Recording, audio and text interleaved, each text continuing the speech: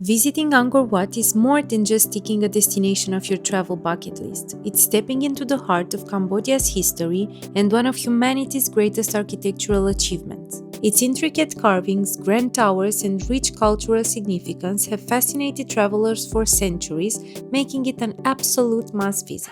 But with its massive scale and so much to see, planning your visit can feel overwhelming. How do you get tickets? Which temples are worth prioritizing? What's the best way to get around? And the big question, is Angkor Wat at sunrise as magical as everyone says?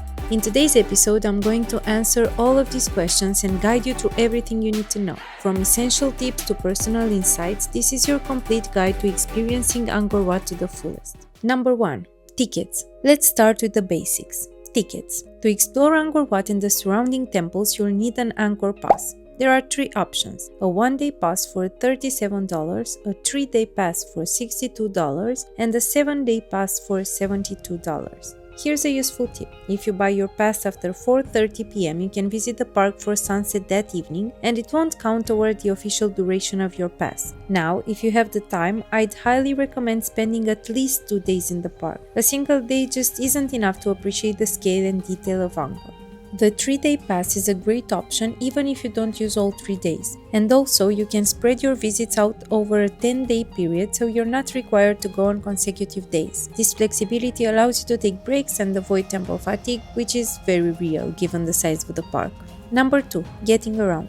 The temples of Angkor are spread out over a massive area, so deciding how to get around is the key. We opted for a scooter and it was one of the best decisions we made, because scooters give you the freedom to explore at your own pace, stop wherever you want, and soak in the beauty of the park as you ride between the temples. Rental scooters are easy to find in Siem Reap and they can cost around $10 to $15 per day, but you can negotiate if you're taking the scooter for more days. If scooters aren't your thing, tuk-tuks are another great option because they're affordable and come with the bonus of having a local driver who often knows the best routes and tips for avoiding the crowds. Number 3.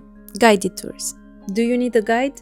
Not necessarily, but having one can add so much depth to your experience. A knowledgeable guide can explain the stories behind the intricate carvings, the symbolism of the architecture, and the fascinating history of the Khmer Empire. We explored most of the park on our own, but this was because we had plenty of time and we did a lot of research before. But my opinion, especially if you're short on time, would be to book a guided tour, and I will leave you in the first comment a very recommended one that I found on Get Your Guide.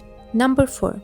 Which temples to visit? Angkor Wat may be the star of the show, but the Angkor Archaeological Park is home to dozens of temples, each with its own unique charm. The temples are organized into circuits, with the small circuit and grand circuit being the most well known. The small circuit is perfect for first-time visitors because it includes the most beautiful and popular temples: Angkor Wat, the iconic centerpiece of the park; Bayon Temple, located in Angkor Thom, a temple famous for its enigmatic stone faces carved into the towers; Taprom, known as the Tomb Raider Temple, where nature and architecture blend as massive tree roots engulf the ruins; and Banteik Day, a quieter temple that offers a more peaceful and intimate experience. The Grand Circuit, on the other hand, takes you to more remote and less crowded temples like Preah Khan, Neak Pen, and Ta Som. These temples are just as fascinating but have a more tranquil vibe, making them perfect for those who want to escape the crowds and dive deeper into the history and beauty of Angkor. If you have time, I'd recommend starting with the small circuit to see the highlights, then venturing out to the grand circuit for a more off-the-beaten-path experience. Number 5. Is sunrise at Angkor Wat worth it? Now, let's address the big question.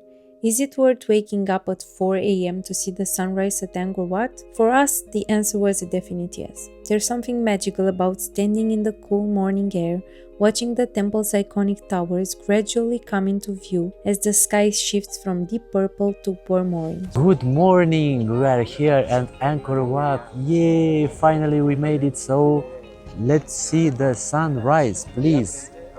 Wow! However, it's important to know what to expect. Sunrise at Angkor Wat is incredibly popular, so you'll be sharing the moment with hundreds of other visitors. If you're okay with the crowds, it's absolutely worth it. Arrive early, around 5 a.m. to get a good spot by the reflecting pool for the best view. But what if you're not a morning person or want to avoid the crowds? In that case, you might prefer visiting Angkor Wat later in the morning or even at sunset. The soft light during this time is equally stunning, and you'll have a more relaxed experience without the early wake-up call.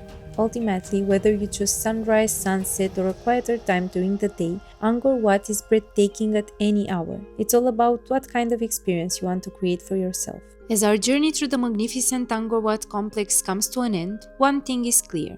This is far more than just a collection of ancient temples. It's a living testament to human creativity, devotion, and resilience, a place where history and spirituality blend seamlessly. Whether you're standing in awe of Angkor Wat at sunrise or wandering through the intricate carvings of Bayon, every corner of this UNESCO World Heritage Site tells a story that transcends time. Visiting Angkor is not just about seeing, it's about feeling, connecting, and reflecting. So, as you plan your trip, take your time to immerse yourself fully in its wonders. Trust me, it's an experience that will stay with you long after you've left Cambodia.